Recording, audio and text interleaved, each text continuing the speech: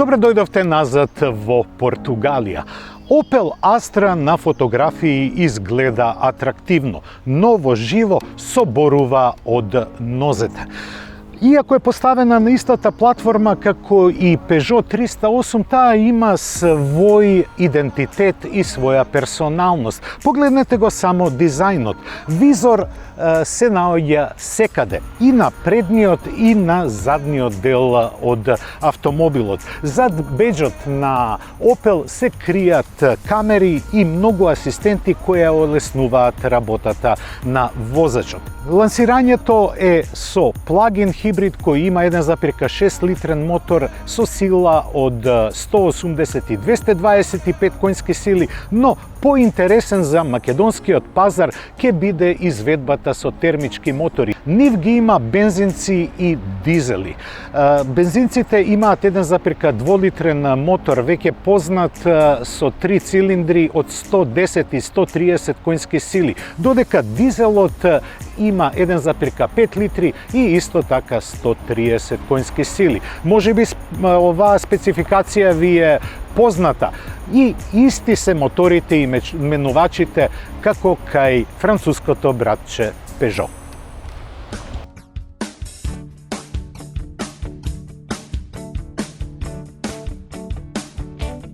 Руселскајмскиот гром во последните 3 години работеше напорно и јако за да ја обнови својата гама. Таков случај е со Astra, која денеска ја возиме во својата 8-ма едиција. Opel ја задржа својата автономија, покажувајќи дека со новиот изглед знае да направи возбудлив и атрактивен дизајн. Целата рута како да е створена за Astra.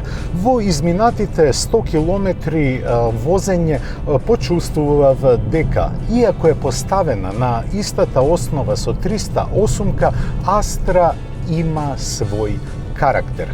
Тој карактер се покажува со бројни дотерувања, микродотерувања кои ја прават различна од 308-ката.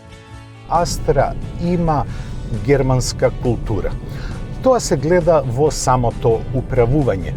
Директно, прецизно и без компромиси се однесува целата предница, додека подпирањето е направено убаво да балансира со сите термички мотори. Се наоѓам зад управувачот на 1,5 литрениот турбо дизел. Перформансите се сосема добри. Моторот, иако нисколитражен, има 130 конски сили, кои преку работата на 8-степениот автоматски менувач лесно се распределуваат во секој пренос. Првенствена улога на Астрата дизел не е само да биде економична. Таа е направена да покаже еден нов смер за дизелите.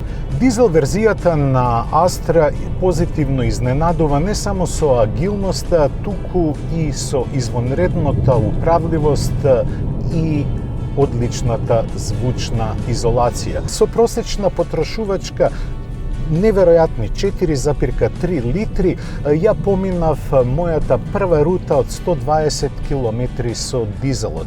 Лежерното чувство во внатрешноста и богатата опременост, како и новиот кокпит кој е поставен испред возачот и на централната конзола се вика Pure Panel, а на него имате извонредна графика.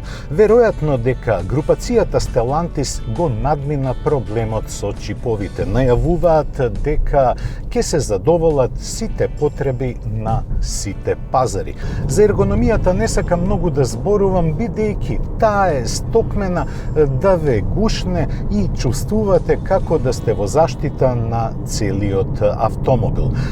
Како што реков, дизел изведбата ме изненади позитивно, но во понудата на Astra има и бензински мотори.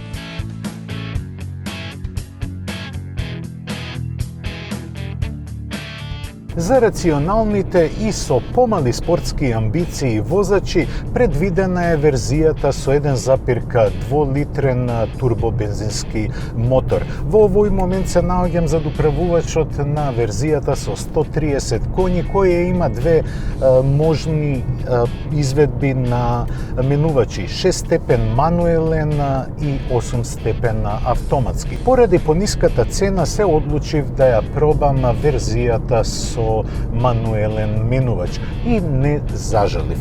Возењето со автоматскиот и мануелниот менувач не се разликува многу што се однесува до еластичноста. Ако сакате динамично да возите, тогаш ќе треба малку поинтензивно да работите со преносите рачно. Но ви овозможува и сосема лежерно возење, бидејќи во 6-тиот степен можете комотно да возите 50 км на час и полека да забрзувате. Заедничка карактеристика на Астра и со дизел и со бензински мотор е нагласената тишина во кабината. Манирите со кои се однесува каросеријата и со послабиот мотор во свиоци не можам да ја критикувам. Се чувствува една општа робусност на целото возило, без оглед дали го возите во дизел или бензинска изведба. Од самото представување на Астра најавена е електрична верзија како и плагин хибрид. Него допрва ќе го возиме, додека за електричната верзија ќе треба да се стрпиме до следната година. На мојот пат кон аеродромот повторно се наоѓам зад управувачот на хибридната изведба на Астра. Таа е скроена да биде не само потентна, туку и економична и еколошка. Незиниот 4-цилиндричен турбобензински мотор впарен со електромотор во синергија произведуваат 180 коњски сили, кои се доволни и за спортско лудирање, но и за економично и еколошко возење. На батерија Opel Astra може да помине до 60 км со нула емисии на CO2.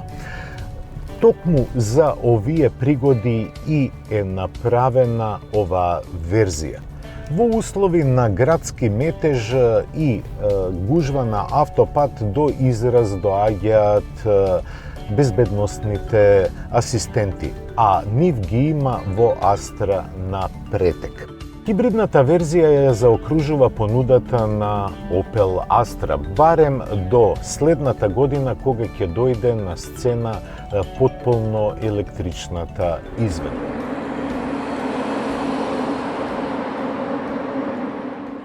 86 години и 12 генерации е скорот на Астра. Овој модел ќе продолжи да живее, бидејќи ги следи сите модерни трендови од екологија, конективни технологии, па се до извонредни возни својства.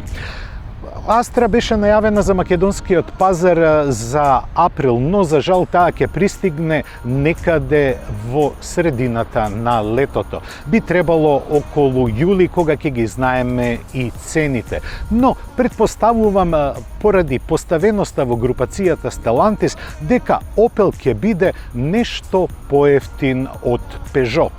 Кој сака може и да тури кладба. Се гледаме во следната емисија. Ви посакувам се најубаво. До гледање.